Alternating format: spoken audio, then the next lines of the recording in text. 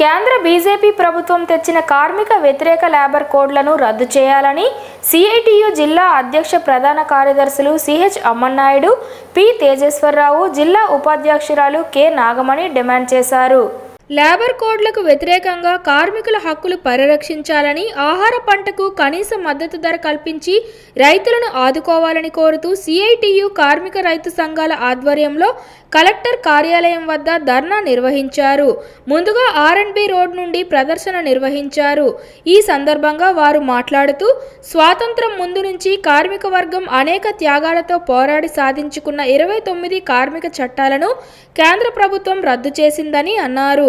Covid కాలంలో దుర్మార్గం పార్లమెంట్లోనూ బయట ఎటువంటి చర్చ జరగకుండా లేబర్ కోడ్లను ఆమోదించిందని అన్నారు. మోడీ 3వ ప్రభుత్వంలో అమలు చేయడానికి సిద్ధంగా ఉందని, ఎప్పుడైనా అమలు ఉత్తర్వులు ఇస్తామని ఇటీవల ఆర్థిక శాఖ మంత్రి నిర్మల సీతారామన్ ప్రకటించారని ఆందోళన వ్యక్తం చేశారు. కార్మిక వర్గానికి ప్రస్తుతం ఉన్న కొద్దిపాటి హక్కులను కుదించడమే లేబర్ కోడ్ల ముఖ్య ఉద్దేశమని అన్నారు. కార్మికుల హక్కులు కాలరాసి పెట్టుబడిదారులకు పెద్దపీట వేయడానికి లేబర్ కోడ్లు వచ్చాయని అన్నారు. కార్మిక వర్గాన్ని కట్టుబానిసలుగా పనిచేయించి దోపిడీని మరింత తీవ్రతరం చేయడానికి కేంద్ర బీజేపీ ప్రభుత్వం పూనుకుందని అన్నారు. కార్మికులను హైర్ అండ్ ఫైర్ పద్ధతిలో ఇష్టం వచ్చినట్లు తొలగించవచ్చని, ఫిక్స్డ్ టర్మ్ ఎంప్లాయ్మెంట్ పేరుతో పర్మనెంట్ కార్మికులను నోటీస్ ఇవ్వకుండా తొలగింపు బెనిఫిట్స్ ఇవ్వకుండా తొలగించవచ్చునని, కంపెనీల లే ఆఫ్, లాకౌట్, మూసివేతలు 300 లోపు ఉంటే ప్రభుత్వం అనుమతి అవసరం లేదని, దీనివల్ల 90% మంది కార్మికులు చట్టపరిధికి బయటకు వెళ్తారని అన్నారు.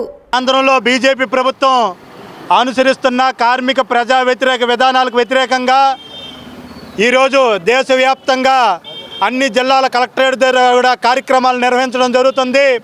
కేంద్ర ప్రభుత్వం బడ్జెట్ ప్రవేశపెట్టింది. ఈ బడ్జెట్లో కార్మికులకి మొండి చేయి చూపిస్తుంది, కార్మికుల్ని బానిసలుగా మార్చే ప్రయత్నం చేస్తుంది. వీటికి వ్యతిరేకంగా ఈరోజు దేశవ్యాప్తంగా నిరసన కార్యక్రమాలు నిర్వహిస్తున్నాం.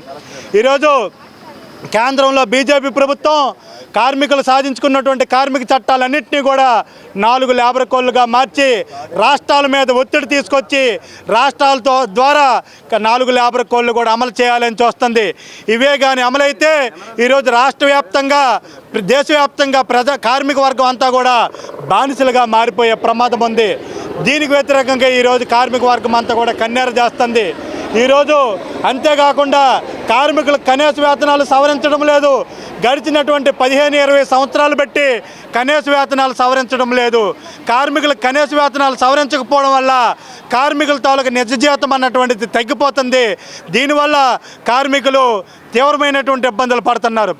ఈరోజు కేంద్రంలో బీజేపీ ప్రభుత్వం కార్మిక వర్గం తరతరాలుగా పోరాటాలు చేసి ఉరికంబాలు ఎక్కి సాధించినటువంటి 8 గంటల పనిదినంతో సహా 44 కార్మిక చట్టాలని కార్పొరేట్లకు అనుకూలంగా 4 లేబర్ కోడ్గా మార్చి కార్మికుల్ని మొత్తం బానిసలుగా మార్చే ఈ విధానాలకు వ్యతిరేకంగా దేశవ్యాప్తంగా లేబర్ కోడ్స్ రద్దు చేయాలని చెప్పి, అలాగే ఈరోజు రైతులు పండించిన పంటలకి మద్దతు ధరల గ్యారంటీ చట్టం చేయాలని చెప్పి, ఏ రంగంలో పనిచేసే కార్మికులకైనా కనీస వేతనం 26,000 అమలు చేయాలి డిమాండ్లతో ఈరోజు అన్ని జిల్లాల్లో, మండల కేంద్రాల్లో కూడా ఈరోజు అన్ని కార్మిక సంఘాలు, రైతు సంఘాల ఆధ్వర్యంలో ధర్నాలు చేపట్టడం జరుగుతుంది.